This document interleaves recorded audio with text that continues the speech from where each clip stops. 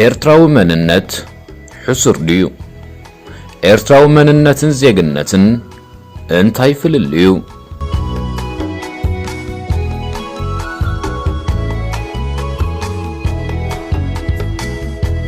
ከመይ ቀኒኹም ዝኸበርኩም ተኸታተልቲ መደባት ኤሪዛራ ኢንተርቴይንመንት መቸም ኣብ ማሕበራዊ መራኸቢታት ኤርትራ ከም ዝተኸታተልናዮ ሓደ ኣካታዕ ዝኾነ ዛዕባ ተላዒሉ ቀኒሎ መበገሲ ዛዕባ ኣብ ማህደር ፕሮዳክሽን ዝቐረበ ብዛዕባ ኤርትራውነት ዝብል ኣምር ዘተኮረ ትንታነ ኮይኑ ንስምዒት ብዙሓት ኤርትራውያን ከለዓዕልን ዝተፈላለዩ ማዕከናት ማሕበራዊ መራኸቢ ከዓ ተጻረርቲ ዝኾኑ ሓሳባት ከእንግዱ ቀኒዮም ኣለዉ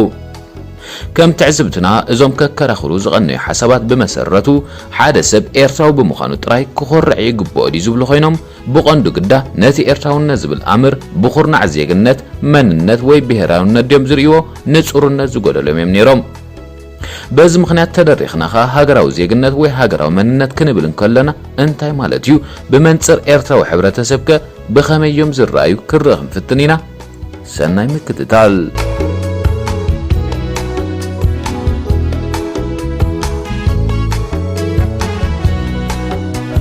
ኣብዛ ጠቕላላ 8 ቢልዮን ብዝግመቱ ካብ ዝተፈላለዩ ጉጅለታት ባህልታት ኣህዛብ ዓሌት ወዘተ ዝምደቡ ሰባት ዝቆመት ዓለምና ዜግነትን መንነትን እቶም ቀንዲ ሓደ ሰብ በቀሊሉ ንምልላይ እንጥቀመሎም ኣገባባት ካብ ዝኾኑ ዘመናት ሓሊፎም ኣለዉ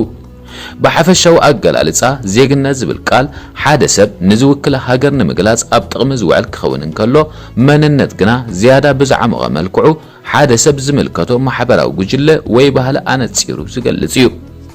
በዚ መሰረት ከዓ መንነት ምስ ማሕበራዊ ባህላዊ ወይ ሃይማኖታዊ ጉጅለ ብምትእስሳር ናይቲ ሰብ እንታይነት ከመልክት እንከሎ ዜግነት ከዓ ናይዚ ሰብ ሕጋዊ ዝኾነ ኣባልነት ኣብ ሃገር ምስ ፖለቲካዊ መንግስቲ ዘለዎ ርክብ ካልኦት ምዝ ዝተኣሳሰሩ ሕጋውያን መሰላትን ጉባኣትን ዝገልጽ ኮይኑ ንረኽቦ በዚ መሰረት ከዓ ሃገራዊ መንነት ናይ ሓደ ሰብ ካብቲ ዝተወልደሉን ዝዓብየሉን ሕብረተሰብ ዝተወርሶ ኮይኑ ምዞም ደቂ ሃገሩ ከዓ ኣካላዊ ወይ ማሕበራዊ ባህርያት ዝካፈለሉ ባህላዊ ወይ ታሪኻዊ ውርሻታት ዘጠቓለለ እዩ በዚ መንጽር ከዓ ሓደ ሃገራዊ መንነት ዝማቐሉ ሰባት ማሕበራውን ሃገራውን ቅርስታት መሰረት ብምግባር ካብ ካልኦት ዝተፈልዮም ሽሑካ በሃገራዊ ዶባት ንኽፍለዩ ዝኸብዱ እንተኾኑ እዞም ናይ ሓባራዊ መንነት ዝውንኑ ኣህዛብ ግና ናይ ሓባር ልምድታት ታሪኽ ቋንቋ ወይ ላህጃ ባህሊ ባህሪ ሃይማኖት ኣካላዊ መልክዕን ተመሳሳሊ ካልእ ረቑሒታትን ከም ጂኦግራፋዊ ምትእስሳር ምስ ሓደ ፍሉይ ቦታ ቅዲ ኣከዳድና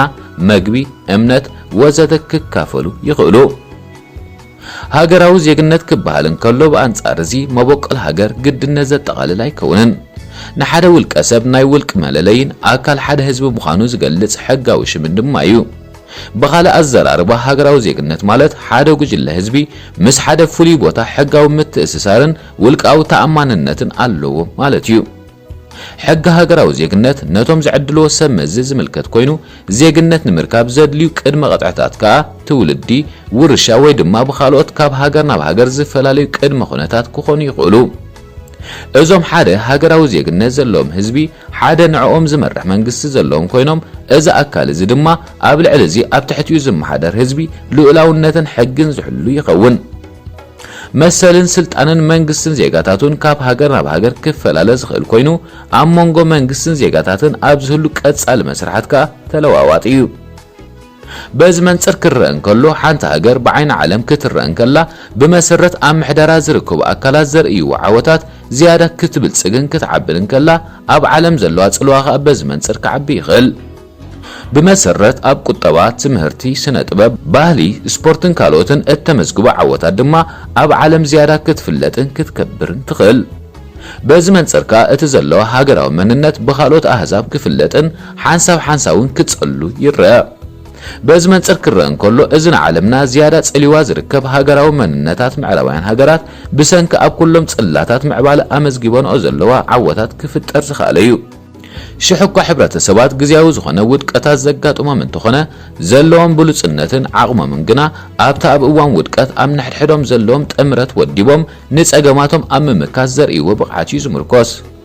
ሕብረተሰባት ዘለዎም ብሉጽ ሃገራዊ መንነት ካ ኣብ ዝሓጸረ ግዜ ናብ ብልጽግና ኣብ ዝምለሱሉ ዝያዳ ዝምዘን ናይ ዘቐሊል ኣብነት ዝኾነና እተን ኣብ 1950 ካብ ዜሮ ተበጊሰን ኣብ ዝሕጂ እዋን ኣብ ዝለዓለ ጠርዝ ምዕባለ በጽሕን ዝርከባ ሃገራት ጃፓን ጀርመን እስራኤልን ድሕሪ ምውዳእ እትን ዓለምና ኣብ ታሪኻ ዝለዓለ ዕንወ ዘውረደላ ካልኣይ ኩናት ዓለም ጃፓን ኣሜሪካ ኣብ ከተማታታ ብፍላይ ድማ ኣብ ሂሮሺማ ናጋሳኪን ብዘውረደትላ ናይ ኒውክለር ደብዳብ ናብ ሜዳ ዝተቐየረት ክትከውን ከላ ጀርመን ከዓ ድሕሪ ምውዳቕ ስርዓት ናዚ ኣብቲ ሓንቲ ሃገር ክትበጽሖ ትኽእል ዝለዓለ ደረጃ ውድቀት ወሪዳ ነበረት እስራኤል ብመሰረቱ ከም ሃገር ዘይነበረት ክትከውን ከላ ተኸተልቲ እምነት አይሁድ ህዝባ ድማ ብሰንኪ ብስርዓት ናዚ ዝወረዶም ናይ ምጽናት ዘመተ ኣብ ፈቆደ መዳጎነ ማዓስከራት ተዛሕዚሖም ነበሩ እዞም ህዝብታት ነዚ ናይ ውድቀት እዋናት ብሓባር ሰሚሮም ነቲ ብሉጽ ሃገራዊ ክብርታቶም መዝሚዞም ናብ ጥቕሚ ከውዕልዎ ስለ ዝበቕዖ ግዳ ሎሚ ልዕሊ ሰቦም ክሓድሩን መዕቆብ ካልኦት ውጽዓት ህዝብታት ክኾኑን በቂዖም ንረኽቦም እዘን ሃገራት ሎሚ ኣርማ ብልጽግና ክኾናን ከለዋ ህዝብታተን ከዓ ዘለዎም ፍሉይ ባህርያት ከም ኣብነት ክጥቀስ ይስማዕ ካብ ክልተ ግዜ ምርኣይ ሞት ዝመርጹ ጃፓናውያን ብጽፈት ስርሖም መወዳድርቲ ዘይርከቦም ጀርመናውያንን ንገንዘብ ኣብ ትሕቲ ምልኮም ዘሕድርዎ እስራኤላውያንን እዚ ሎሚ ኣብ ቅድሚ ህዝቢ ዓለም ከርእይዎ ዝበቕዖ ምስሎም ሳላቲ ብሓደ ሓቢሮም ሓባራዊ መንነት ንኽፈጥሩ ዘካየድዎ ሓያል ጻዕሪ እዩ